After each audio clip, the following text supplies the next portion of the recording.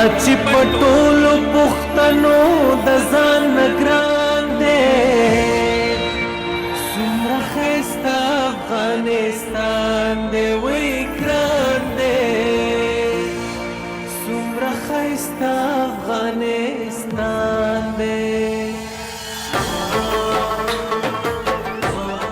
دا د کابل بابربند کې د شانه بشانه هغه دوه ورځنی سندریز کنسرت دی چې د ځوانانو راډیو لخوا د سولې تر سرلیک لاندې په لاره اچول شوی. له تیرو 11 کلونو افغان دولت او نړیواله ټولنه په افغانستان کې د سولې لپاره هلې ځلې کوي، خو د اواز ځوان سندرغاړي هم په خپلو سندرو سره تاوتریخوالی غندي او د موسیقۍ په نازکو او وریښمینو پردو کې د سولې غږ کوي. په دغه سندریز کنسرت کې د افغانستان، پاکستان، تاجکستان او هندوستان ځینې سندرغاړي سره راټول شوي او د سولې لپاره سندرې وایي.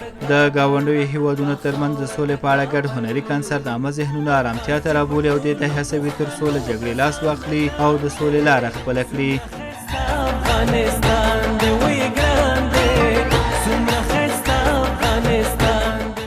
دغه کنسرت د ښاریانو له تود هرکلي سره مخ شو.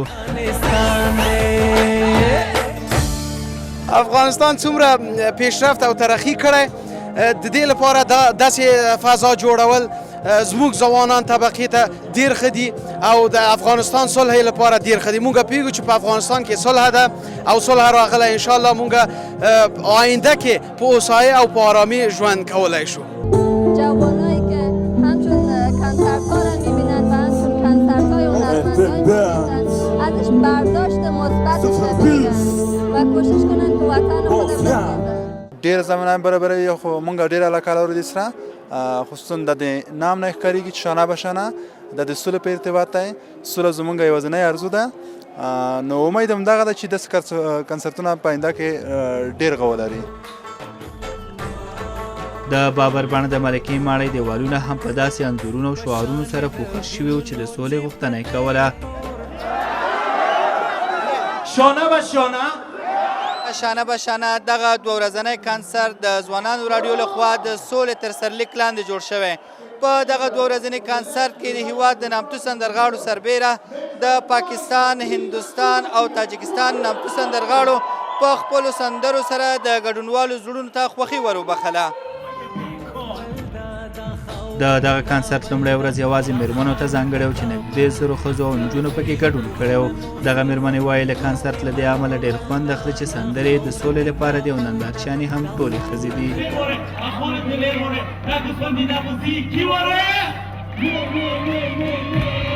بیشتر خواندنهایی که ما شنیدیم و خواندنهای آریانا جان سعید پیام صلح داره و بیشتر باعث از این میشه که ما وحدت بین همدیگر داشته باشیم، یعنی تمام ملت ها با هم یک بشه و یک وحدت داشته باشیم و به خاطر صلح و پیشرفت کشور خود کمک کنیم. این برنامه بسیار جالب بود، کنسرت بسیار خوب بود.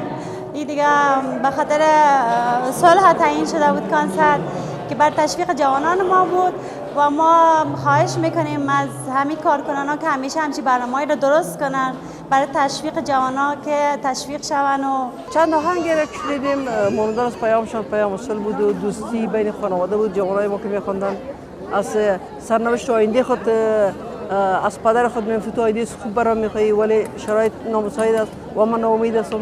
اما جوانان که میخواندن مانند از آرزوهای صلح و آرزوهای پیشرفت نشان میدهد. د یوسف پاردیس ځوانو سندرغاړو په خپلو غبرګو غږونو سره د سولې او د میرمنو حقونو په اړه سندرې زمزمه کړې. آهنگم این بار قطعه زن است، یک زن افغان که در وطن است. میخوام فریاد یک زن باشم، میخوام به زیاده کم باشم. تقاضای من فقط حق من است که کسی رو ظلم و ستم باشم. مگر حق انسان‌ها دوی وایي هڅه کوي چې د رپ موسیقۍ له لارې خپل هیوادوال او په ځانګړې توګه میرمنې د بریالیتوب لور ته وهڅوي. سه آهنگ اجتماعی با خود آوردیم که بیشتر برای دو آهنگش رو برای بانوان خواندم که مشکلاتی که در کشورمان هست و ظلم و ستمی که بر سر بانوان ما میشن. امیدوارم که این پیام، این آواز من به گوش بقیه برسد و کمک کند که این ظلم و ستم کمتر شود. و یک شعرم کلا عمومی برای وطن عزیزمان خواندیم که تقریبا شعر اجتماعی سیاسی است و دو شعر شاد داریم که تحفه شادی برای صلح و قلب و شادی مردم کشورمون میخوانیم. سه آهنگ اجتماعی که داریم هموطن، فریاد زن و نالستان آهنگایی هستند که به خاطر درد و رنجی که در افغانستان هست بیان میکنیم به صورت رپ و پیغامی که دارد است که درست است درد و رنج زیاد است ولی کی درد و رنج میتونه گم کنه؟ هموطن ما و تو هستیم که میتونیم دست به دست هم بدیم و اتحاد و دوستی ماست که میتونه صلح به افغانستان بیاره.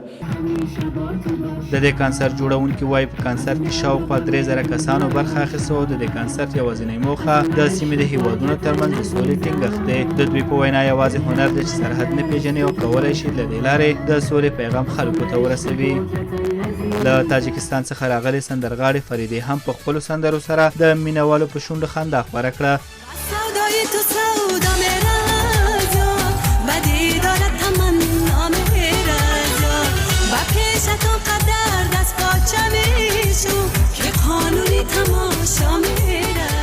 بسیار میخواستم که در افغانستان شما آرامی باشد، صلح باشد و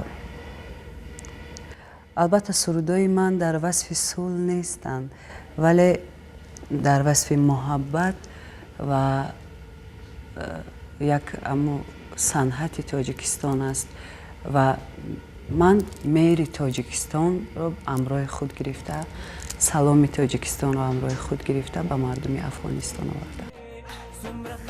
بابر بڼ د دویمې ورځې لپاره هم د دغه کنسرت د ګډونوالو کوربه و. په دویمه ورځ هم د کنسرت ټول سندرغاړي د سلګونه نندارچیانو له تود هرکلي سره مخامخ شول. خو له پښتونخوا نه راغلی سندرغاړی ځیک افریدی هغه مهال د تاوده هرکلي سره مخ شو چې د افغانستان په اړه یې سندره وویله.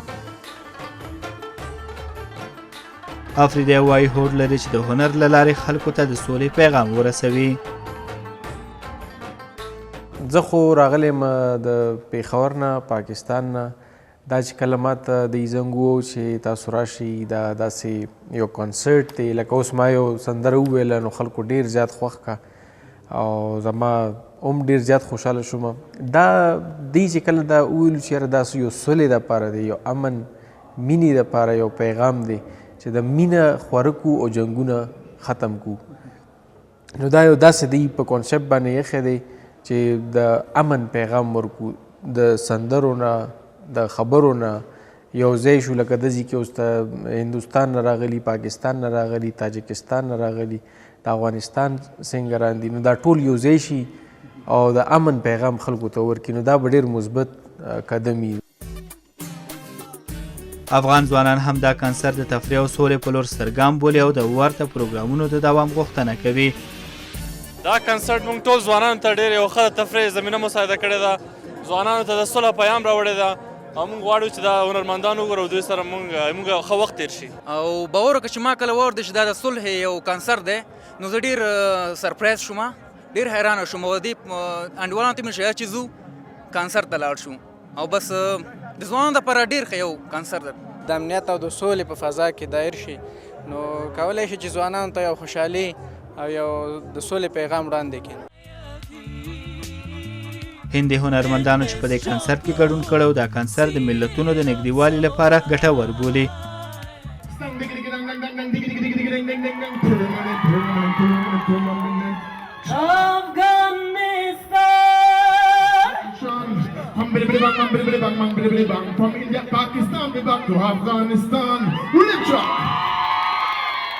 चाहे भारत हो या अफगानिस्तान या ऑस्ट्रेलिया या लेबनान सीरिया هند وی افغانستان استرالیا سوریه وی او کا لبنان موږ سوله غواړو او زموږ د سندرو خاصیت د انقلابي فکرونو وده او د ټولنې پرمختګ دی او ډېر په زړه پورې دی چې هندي افغاني پاکستانی او تاجکی سندرغاړي په ګډه سره سندرې وایو. एक जैसे एक ही जगह में शांति के लिए कॉन्सर्ट करना है.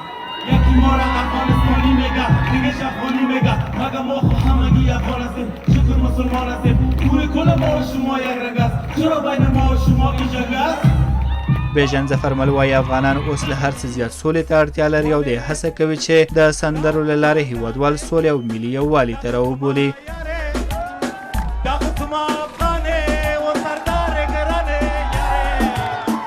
ما همیشه کوشش کردیم که توسط موزیک، توسط رپ یا توسط گپ خود همیشه پیام‌های صلح، دوستی، همبستگی، صمیمیت و احترام متقابل.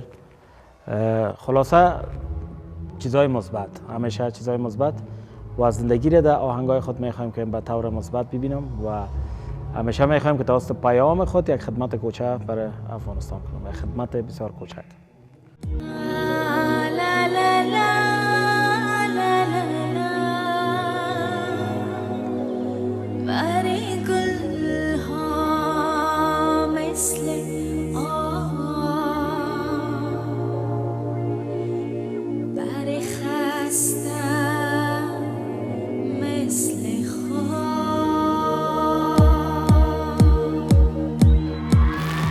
آریانا سعید هم د نورو سندرغاړو په څیر کنسرت ته راغلي میلمانه د یو څه وخت لپاره په خپل جادوګر غږ خوشحاله وساتل. نوموړی وایي هیله یې دا ده چې په هېواد کې سوله راشي او ټول افغانان یو موټی شي.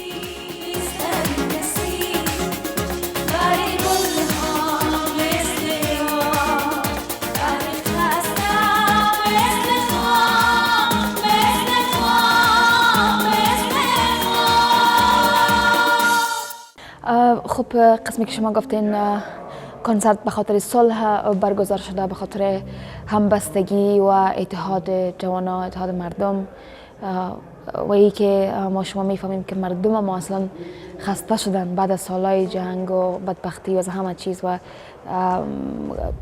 به این کنسرت کوشش میشه که مردم به طرف صلح و همبستگی دعوت بکنیم. و تشکر میکنم از برگزار کننده های از این کنسرت که رادیو جوانان و همچنان آواز میدیا باشه. خب خودم تیاریای زیاد برای کنسرت گرفتیم، تقریبا 5-6 آهنگ است که بخیر تقدیم دوستا میکنم. کوشش کردیم که از هر چی میگن، از هر لهجه و اینایی که در افغانستان داریم یک آهنگ داشته باشم، از پشتو، از دری و از هزارگی و اینا. په دغه کنسرت کې د سندرغاړو په سندرو کې تر ډیره سوله، له جګړو کرکه، ملي یووالی، د هیواد بیا رغونه، نجونو زده کړې، بشري حقونو ته درناوی، د ښځو حقونه او له ستونزو سره د مبارزې پیغامونه نغښتي وو. یو شمېر خلک په دې اند دي چې د افغانستان خلکو ته د سندرو او موسیقۍ له لارې د سولې د پیغامونو رسول د دې لپاره ګټور دي چې په دغه هیواد کې زیات شمېر خلک نالوستي دي او د هنر له لارې د سولې پیغام ښه پایله لري.